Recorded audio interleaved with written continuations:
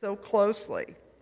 And let us run with perseverance the race that is set before us, looking of our faith, who for the sake of the joy that was set before him endured the cross, disregarding its shame, and has taken up his seat at the right hand of the throne of God. Consider him who endured such hostility against himself from sinners, so that you may not grow weary in your souls or lose heart. May God add his blessing as we seek to understand his word. Now, I want you to imagine that you're going to have to imagine a lot today because none of the graphics are up there. I had some that I thought might be interesting. You're at one of your children's or grandchildren's sporting events, and you're yelling, "Go Susie, go Jimmy, keep going, you can do it, stay focused," and whatever else you yell, hopefully positive. Hoping that they'll remember what they learned in practice.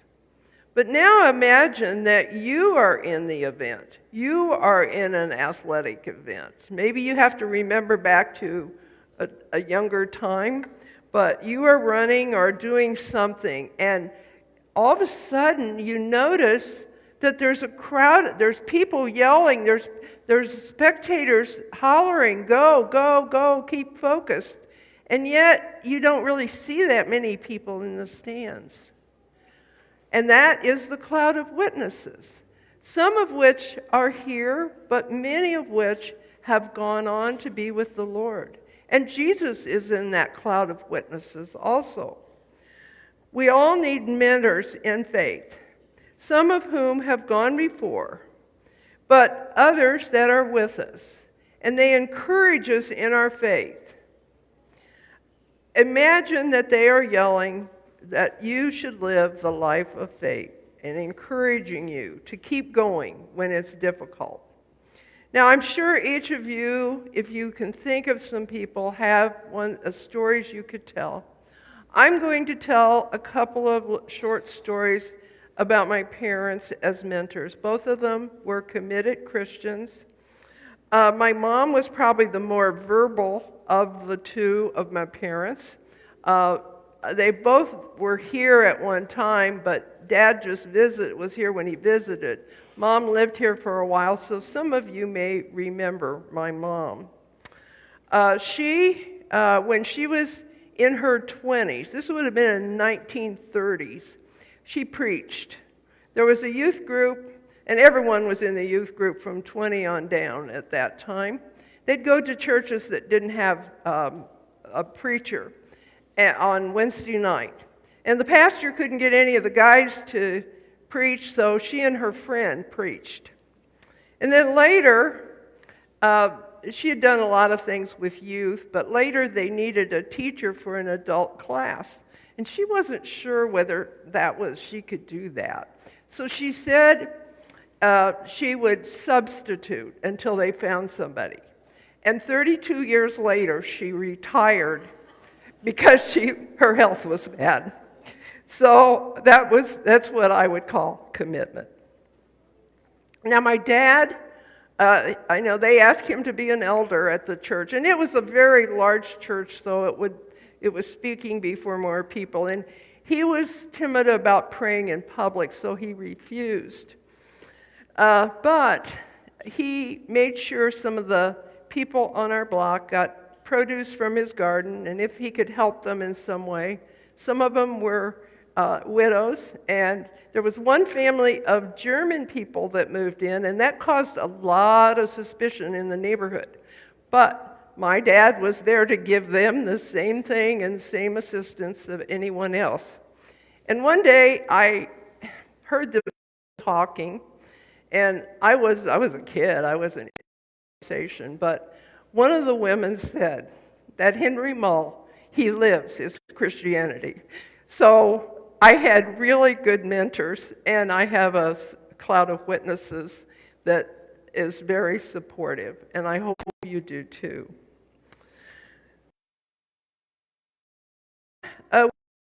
into some of the hows and whys and how we get into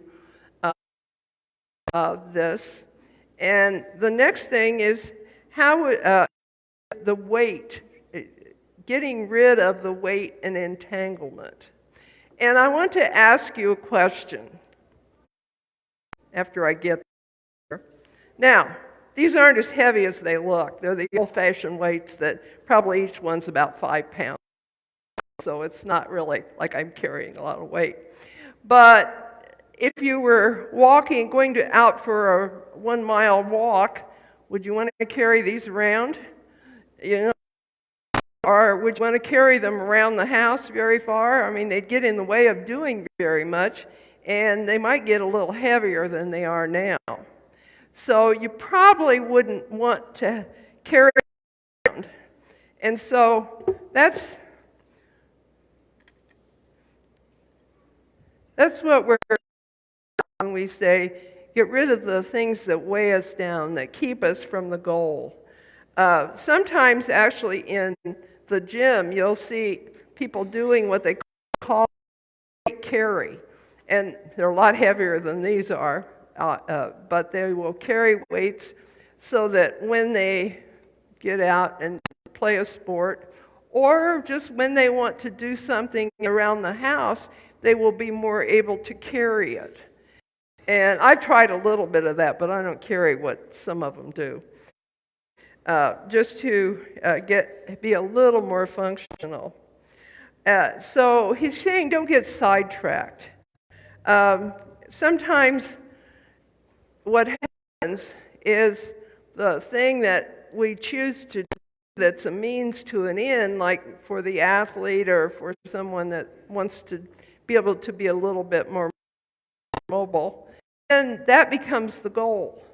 And carrying the weights around or lifting the weights become the main goal, and they forget about what the goal was in the first place. Now, I had a graphic that showed somebody trying to run with a chain on their leg, and I asked Pat if I could attach one to his leg and have him demonstrate. And then I asked Virginia the same question, but neither, of course I don't have a ball and chain anyway, but neither one of them were very liking of that suggestion. So you'll just have to imagine that somebody had a chain that they were trying to run with or walk with. And sometimes that happens to us figuratively in our life. We start doing things that just don't work. And I have a friend that I'm on Facebook with he's very successful in real estate in Kansas City. He was Northwest. In fact, he played the guitar and sang here at church sometimes several years ago. And he not only is successful himself, he's an encourager of others, even his competitors. Yesterday he posted a thing on Facebook saying, if you're not getting the result, he's thinking of business, maybe you need to look at what you're doing. If you keep doing the same thing over and over and get the same, don't be surprised when you get the same results. Maybe you need to some of the things you're doing and adding some others. And he even said, it's not enough to have a to-do list, you need to have a to-don't list of things that are harmful or going to entangle you or get in the way. And so I think that's something that we can remember as we live our life as Christians, that what are the things that get us sidetracked? I don't know about you, but I can get sidetracked real easy these days, and it doesn't take too much to sidetrack me. So we need to look at how we do get sidetracked. And then we look at Jesus. Jesus lived in a time when there were rules, religious laws, and there were around that were really wanting to obey those laws. But he seemed to have a little different perspective on some of those laws than they did. He didn't get entangled in them. He didn't say they were wrong. He said they were actually meant for the positive. But sometimes if they victimize people or cause harm to people, then they're meant to be broken or moved beyond. There were rules that separated the clean people, the religiously clean, from the religiously unclean at the time. And the problem with that is that you had to go to the temple and pay some money to go through the ritual, and a lot of people were so poor they didn't have the money to pay to go through the ritual, so there were a lot of people that were in the unclean class at that time. The prophets of old kept saying, they kept stepping over the boundaries and say, there's something new coming. And they got into trouble for it. And they said, don't get too comfortable in what's going on right now, because something new is going to happen. And that, if you read the prophets, there are a lot of different messages, but that's sort of the overriding message. And then Jesus comes along, and he crosses over the boundaries. He crosses over the boundaries to heal people on the Sabbath. He crosses over to reach out to the rejected in society, to people who sometimes seem invisible to people. And the leaders were upset. He says the laws were there to encourage you and to help you grow in faith. When they start making it more difficult, and when they victimize people, it's time to step over the boundaries. The early Christians stepped over the boundaries. They crossed boundaries of race, religion, class, and many other things. Now, looking at our own culture, how can our culture or customs either encourage us or entangle us today? When do we cross over the boundaries? What are our boundaries? How do we respond when we see somebody crossing over the boundaries? Do we talk about them? Or do we look at why they're crossing over the boundaries? And maybe if we look at why, we'll have a better understanding and more compassion for them. And then we go on to run with patience or run with perseverance. Probably the word patience speaks to me more than perseverance, mainly because I'm not a very patient person. And our culture isn't very patient. We want instant answers and responses. Have you ever thought that you'd really like to text God and get an instant answer? I think sometimes it seems like that would be a good thing to do, but it doesn't work that way. Now, there are churches that have a program procedure where you can text a question to the pastor during the sermon, and there's somebody that it goes to, and they decide, and then at the end, I don't know how many questions they choose, but they choose some questions for the pastor to answer. Still not quite the same as texting God. Christian life is a marathon. It's not a 100-yard dash. We're in it for the long term. Jesus came to be a transforming agent in our lives. Sometimes we have to have the old fall away. And when it happens, sometimes we get fearful, sometimes we get angry. But in the end, if we have patience and trust God, we can be transformed. And then fixing your eyes on Jesus. What does this mean? Does it mean that every time we're in a conversation, we turn the subject to Jesus and what Jesus did, and everyone should know Jesus? I think at least the statement that's attributed to St. Patrick whether it's truthfully his statement or not, I think is good here. He said, preach the word every day, all the time. Use words if you absolutely have to. In other words, he's saying that your lives and actions should preach most of the gospel. Jesus did that. In the woman that was caught in adultery, and some pastors will add adultery all by herself, since they only brought her to Jesus, he says, the person that is without sin cast the first stone, and all the stones landed on the ground. Often Jesus is seen doing ministry, in a sense, during the interruptions of his schedule. He's on the way someplace, and somebody catches him and says somebody needs to be healed, or ask him a question, and he takes time.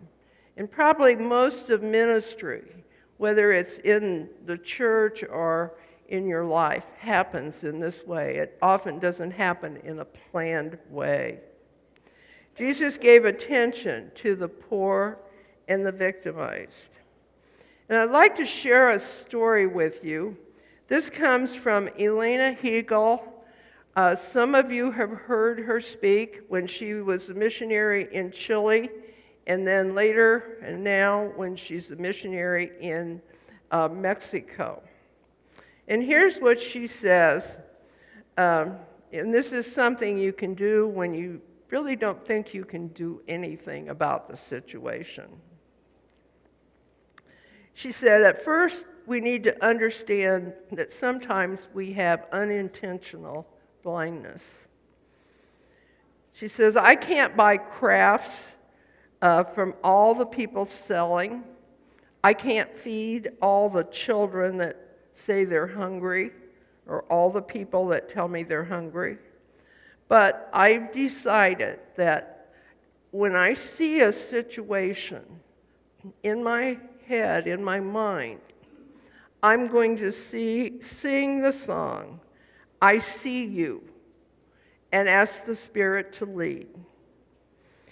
And she said, this one time, she saw a child on the curb playing and laughing, her mother lovingly keeping an eye on her. So she did start saying in her mind, I see you, I see you. Hey, little girl, I won't pretend that you're not there. I see you, little girl Christ, I see you. The mother was inviting people to buy her wares, her weaving, and she was protecting it with shade from the building while the little girl stayed in the sunlight. The girl was about 3 years old with bright eyes, sparkling, and curiosity as she took in the world. She wiggled in delight. Elena says as she tried to figure out whether to step into the street to pass or to pass between them on the sidewalk, the little girl jumped up and blocked her way. And she beamed a smile to her, raised her palm for a high five. Elena said she bent down, gave her a high five. And then the little girl squealed again and put her fist there for a fist bump. And they did a fist bump. The girl squealed and her mother smiled. She said it was a short, wordless ritual, no complicated expectations. We meet, greet, and bless each other. So the soft touch of her hand warms my heart, makes my day as I walk away. I have no idea whether she will remember me, but I will not forget her. She's a treasure I ponder, as Mary said she pondered in her heart. What we see as we walk, talk, listen, me as a mission worker and you in your life, depends much on what we choose to focus on. When I am able to see the hurt in people, the despair, and keep my heart open to their vulnerability and mine, I also catch glimpses of beauty and hope. If I close my eyes to one, blind to the other person, blind to the other, I cannot see any of it.